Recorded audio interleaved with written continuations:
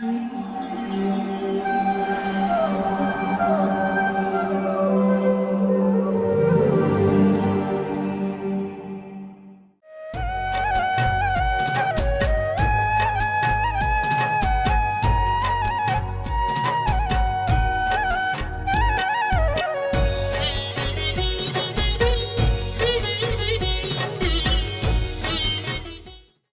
जगन्नाथ। तो एक बार जगन्नाथपुरी हैदराबाद से एक सेठ जी गए जिनका नाम था जगत सेठ। तो ये जगन्नाथपुरी गए, बहुत सारा धन अपने साथ ले गए और वो चाह रहे थे कि मैं 1 लाख रुपए दे दूं और वो जगन्नाथ को प्रदान करूं। और विशेष रूप से उनके जो सेवक है, पंडा हैं, उनको उन्होंने 1 लाख रुपए दिए और कहा कि 1 लाख रुपए एक दिन में आपको जगन्नाथ की सेवा में व्यय करने हैं, खर्च करने हैं। तो अभी ये सोचने लगे पंडागण, 1 लाख का क्या करे, क्या उनके लिए क्या किया जाए जगन्नाथ के लिए, ये तो बहुत सारा धन है। उस समय 4 पैसे लीटर दूध आता था, 50 पैसे किलो से घी मिलता था। तो कितना भी असंख्य मात्रा में भी भोग आदि बनाए तो भी संभव नहीं था 1 लाख रुपए को व्यय करना। तो सब भगवान जगन्नाथ के सेवक चिंतित थे। तो ऐसी चिंता की स्थिति में उन्होंने सोचा इसका उपाय क्या किया जाए। तो सब भक्तगण सोचते हैं कि इसका सॉल्यूशन तो जगन्नाथ जी ही दे सकते हैं। तो मेन जो पुजारी है उनके स्वप्न में भगवान जगन्नाथ उस रात्रि में आते हैं और स्वप्न में आकर जगन्नाथ जी कहते हैं कि देखो, ये जो जगत सेठ है 1 लाख रुपए व्यय करना चाहता है, उसको बहुत गर्व हो गया है अपने धन और घमंड हो गया अपने धन का। तो तुम क्या करो, उनको बोलो केवल एक ही चीज़ मुझे अर्पित करो। मैं प्रतिदिन चूना लगा के पान या तांबुल ग्रहण करता हूँ, तो मुझे ऐसा एक ही पान खिलाओ जिसके द्वारा वो अपना जो 1 लाख रुपए है वो खर्च नहीं कर पाएगा।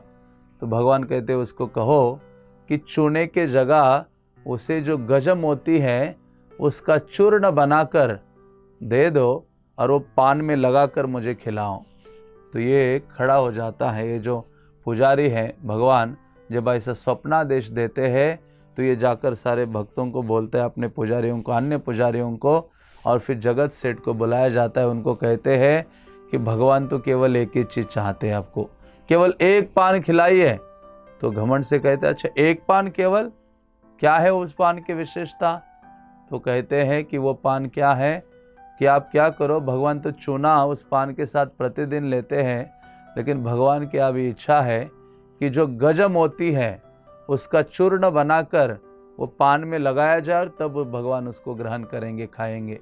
तो जब ऐसे बोला तो जगत सेठ सोचने लगा कि अरे गजम होती अत्यंत दुर्लभ होता है। जब हजारों हजारों हाथियों को मारते हैं तो किसी एक हाथी के मस्तक पर वो गजमोती प्राप्त होता है, तो ये बहुत दुर्लभ चीज़ है।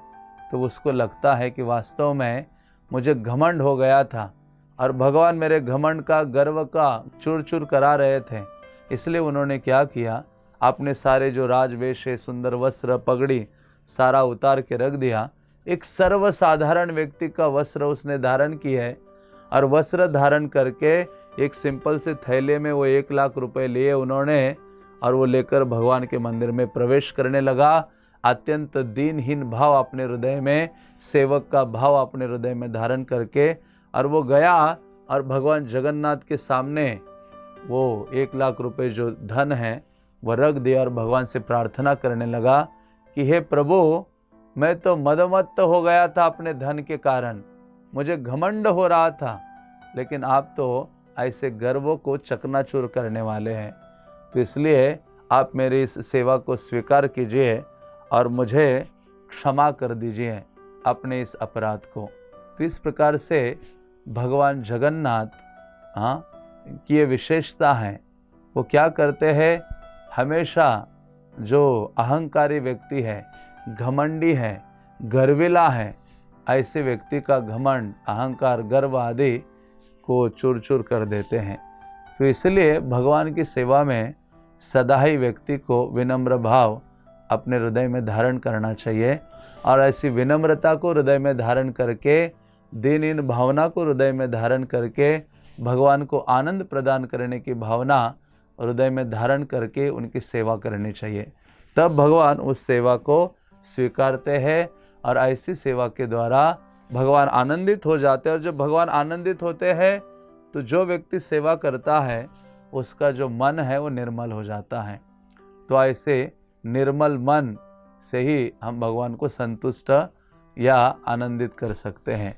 और जिस व्यक्ति के हृदय में ऐसा गर्व घमंड आदि का भाव है, भगवान उससे दूर रहते। इसलिए भागवत में भी वर्णन आता है कि कुंती महारानी कहती है कि 4 प्रकार के जो लोग हैं, हाँ, एदमान मदह पुनः जन्म ऐश्वर्य श्रुतश्री, जिनको जन्म का घमंड है, जिनको अपने धन का घमंड है, और जिनको अपने विद्वता का घमंड है, जिनको अपने सुंदरता का घमंड है, जैसे जो गर्वित लोग हैं इन 4 चीज़ों से, वो लोग योग्यता धारण नहीं करते भगवान की भक्ति करने का। तो ऐसे इन घमंड गर्व आदि से व्यक्ति को मुक्त होना चाहिए। तो व्यक्ति सरलता से अपना सरल हृदय को लेकर जगन्नाथ के प्रति समर्पित हो सकता है और उनकी सेवा कर सकता है। हरे कृष्णा।